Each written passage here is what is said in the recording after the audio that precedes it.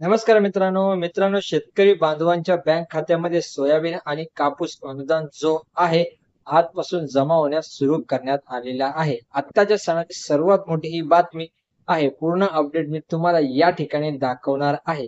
किती रुपये लाभार्थ्याच्या खात्यावरती हे पैसे जमा करण्यात आलेले आहे. आजपासून हे पैसे ट्रान्सफर करण्यात येणार आहे. हळूहळू आज उद्या परवा 2 ते 3 दिवसामध्ये हे बांधवांच्या खात्यावरती हे पैसे दिले जाणार आहे.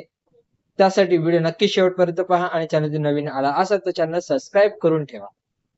तर मित्रांनो इथे दाखवलेले आहे की सोयाबीन कापूस अनुदान योजनेतून 49 लाख शेतकऱ्यांच्या खात्यात 2,398 कोटी रुपये ते वितरित करण्यात आलेले आहे. तर गतीवर्ष पिकांना मिळालेल्या कमी दरामुळे नुकसान झालेल्या सोयाबीन व कापूस उत्पादक शेतकऱ्यांना हेक्टरी 5,000 रुपये प्रमाणे अर्थसहाय्य करण्याबाबत कृषी मंत्री धनंजय मुंडे यांनी कार्यवाही केलेली आहे. तर इथे ऑनलाईन वितरित प्रणालीची कळ दाबून प्रत्यक्ष शेतकऱ्यांना अर्थसहाय्य वितरणाची सुरुवात आज मंत्रिमंडळ बैठकीतून करण्यात आलेली आहे.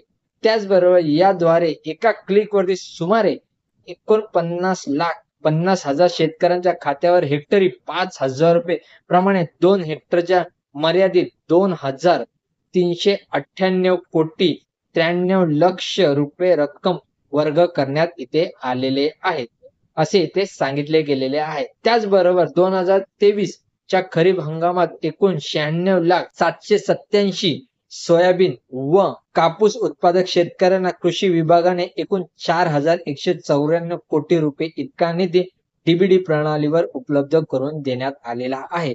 त्याचबरोबर 1,548 कोटी 34 लक्ष रुपये कापूस व सोयाबीनसाठी 2,646 कोटी 34 लक्ष रुपयाची तरतूद इथे करण्यात आलेली आहे. महत्वाचं म्हणजे अनुदान स्वतंत्ररित्या वितरित करण्यासाठी लेखाशीर्षासह महाआयटी द्वारे स्वतंत्र पोर्टल तयार करण्यात इथे आलेले आहे. पारदर्शक पद्धतीने कार्यवाही करण्यासाठी शेतकऱ्यांचे संमतीपत्र व बँक खाते आधार इत्यादी माहिती जमा करण्यात आलेली आहे. आज जवळपास 49,50,000 शेतकऱ्यांना आज आपण याद्वारे लाभ दिला आहे. आधार व अन्य माहितीची जसजशी जुळणी होत राहील तसतसे उर्वरित शेतकऱ्यांना देखील या योजनेचा लाभ दिला जाणार आहे अशी माहिती कृषी मंत्री धनंजय मुंडे साहेब यांनी इथे दिलेली आहे. मित्रांनो सोयाबीन आणि कापूस अनुदान योजनेसाठी 49 लाख शेतकऱ्यांच्या खात्यात हे 2,398 कोटी रुपये ते वितरित करण्यात आलेले आहे.